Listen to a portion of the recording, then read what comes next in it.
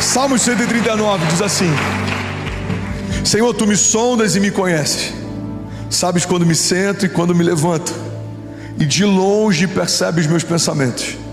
Sabes muito bem quando trabalho e quando descanso, e todos os meus caminhos são bem conhecidos para o Senhor. Antes mesmo que a palavra me chegue à língua, tu já conheces inteiramente. Tu me cercas por trás e pela frente, e pões a tua mão sobre mim. Tal conhecimento é maravilhoso demais, está além do meu alcance. É tão elevado que eu não posso atingir. Para onde eu poderia escapar do teu espírito? Para onde eu poderia fugir da tua presença? Se eu subir aos céus, lá estás. Se eu fizer a minha cama na sepultura, também lá estás. Se eu subir com as asas da alvorada e morar na extremidade do mar, mesmo ali a tua mão direita me guiará e me susterá. Mesmo que eu dissesse que as trevas me encobrirão e que a luz se tornará noite ao meu redor, verei que nem as trevas são escuras para ti. A noite brilhará como o dia, pois para ti as trevas são luz. Tu criaste o íntimo do meu ser e me teceste no ventre da minha mãe. Eu te louvo porque me fizeste de modo especial e admirável. As tuas obras são maravilhosas, disso eu tenho plena certeza. Os meus ossos não estavam escondidos de ti, quando em secreto fui formado e entretecido como nas profundezas da terra. Os teus olhos viram o meu embrião. Todos os dias determinados para mim foram escritos no teu livro, antes de qualquer um deles existir. Alguém pode dizer glória a Deus por isso? Esse último versículo, pode até deixar aqui na tela, por favor. Ele gera paz para muita gente, mas ele deixa muita gente em crise também. Quantas vezes eu já fui questionado sobre o livre-arbítrio, sobre essa relação entre o livre-arbítrio e a soberania de Deus. Como que Deus estabeleceu todas as coisas para mim e ainda assim eu tenho liberdade? Se tudo já está definido, tem pessoas que caem na graça justamente por ter um entendimento equivocado a respeito dela. Se tudo já está definido, eu posso ter a conduta que for, eu posso caminhar do jeito que for, e vai acontecer o que Deus já desenhou para que acontecesse. Mas o livre-arbítrio, ele funciona como alguém que embarcou num voo e tem um destino final determinado, mas a qualquer momento você pode pular pela porta de emergência e seguir um caminho paralelo. Se você estiver onde Deus te estabeleceu, se você fizer o que Deus te pediu para fazer, vai se cumprir o que Deus já desenhou a teu respeito. Mas temos liberdade de abortar os sonhos de Deus. Temos liberdade de não permanecer no lugar que o Senhor nos plantou. Temos liberdade de abrir mão das promessas de Deus. Se nós permanecermos no lugar que o Senhor nos plantou, vai acontecer aquilo que o Senhor já preparou para nós. Olha o que a palavra de Deus diz, Salmo 139:16: os teus olhos viram o meu embrião. Todos os dias determinados para mim foram escritos no teu livro, antes de qualquer um deles existir. É por isso que a igreja de Jesus não tem sentido caminhar de forma ansiosa. A ansiedade nada mais é do que uma preocupação em relação ao futuro. Estamos tão preocupados em relação ao futuro que a gente começa a ficar ansioso no tempo presente. A ansiedade é uma expressão de dúvida, de inquietação, de insegurança. Mas se entendemos que Deus já está no nosso futuro, esperando a gente chegar, não há espaço para imaginarmos um futuro com Deus que seja pior do que a minha estação anterior.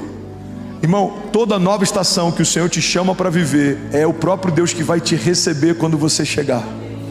E essa é a garantia de que o nosso amanhã vai ser melhor do que hoje. Eu não estou dizendo que vai ser mais fácil, eu não estou dizendo que todas as coisas vão acontecer no nosso tempo, mas eu preciso ter a firme convicção de que se o Senhor está na próxima estação que eu vou entrar, essa próxima estação vai ser marcada por sinais e maravilhas. Essa estação vai ser marcada por provisão sobrenatural. Por quê?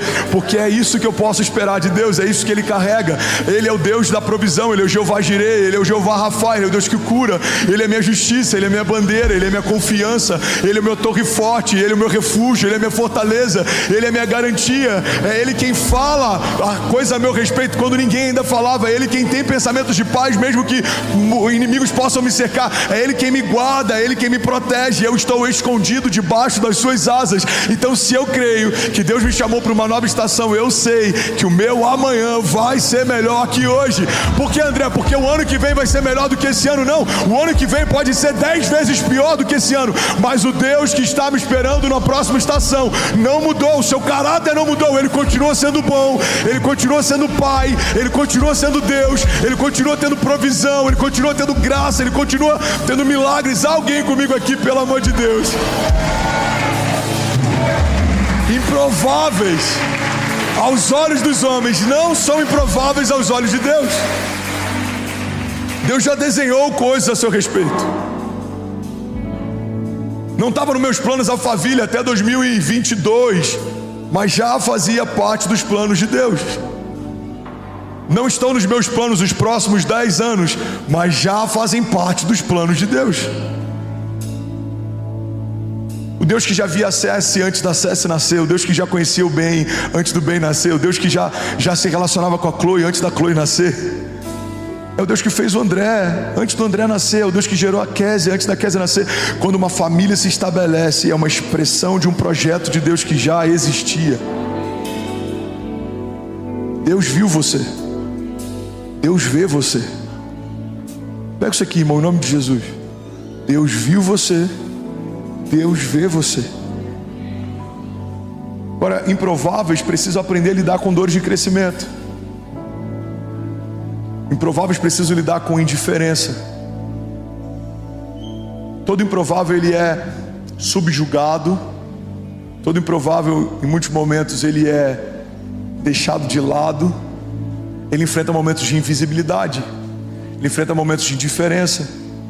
Ele enfrenta momentos de comparação. Só que se você pegar uma semente, você vai perceber que a estação mais poderosa que uma semente vive é uma estação de invisibilidade. Quando a gente planta uma semente na terra e a gente não consegue mais enxergá-la, é nesse lugar que uma explosão vai acontecer. Tudo que acontece com uma floresta, um dia passou por uma estação de invisibilidade, quando aquilo tudo era apenas uma semente. Tudo que está sendo gerado em secreto, em algum momento se torna público. Tudo que Deus está falando com você quando ninguém ouve, em algum momento Ele vai falar a teu respeito para que todos possam ouvir. Jesus, quando é batizado, uma voz do alto diz: esse é o meu filho em quem eu tenho o meu prazer. Aquilo que ele ouvia no seu íntimo, agora toda a criação ouve. Você está comigo? Diga amém. Então entenda isso, ser o improvável de Deus significa enfrentar estações de indiferença na terra. Os irmãos de José não achavam o máximo os sonhos de José. Os irmãos de Davi não acharam o máximo a unção de Davi. A família de Abraão não achou o máximo o chamado de Abraão. Se você é improvável, entenda, não são só flores. Existe uma graça sobrenatural sobre aqueles que decidem viver a vontade de Deus. Mas tudo se levanta para fazer você desistir daquilo que Deus chamou para viver. Enfrentaremos indiferença como Noé enfrentou. Uma das frases que eu mais amo: todos achavam Noé estúpido até as primeiras gotas de chuva caírem. Um homem louco construindo algo sem sentido, até que um dia aconteceu o que Deus disse que aconteceria. A gente vai ter que enfrentar indiferença como Noé, a gente vai ter que enfrentar injustiça como José, a gente vai ter que enfrentar levante como Davi. Em um momento Davi está tocando a harpa para que o rei durma, em outro momento ele está sendo perseguido pelo rei em meio a desertos. Improváveis não são livrados por Deus dos processos, mas são guardados por Deus no meio das batalhas. Deus não vai necessariamente te livrar de um deserto, mas Ele vai te livrar no deserto. Deus não vai necessariamente te livrar de uma tempestade, mas Ele vai te livrar na tempestade. Deus não vai necessariamente te livrar de um gigante, mas Ele vai te livrar na presença do gigante. Prováveis de Deus não são homens que são isentos das crises, dos processos. Não, pelo contrário. Deus sempre usa homens marcados para marcar. Deus sempre usa homens que foram feridos e sarados para sarar. Deus sempre usa homens que foram quebrados e restaurados para restaurar, porque as suas cicatrizes te dão a autoridade para ministrar sobre o outro.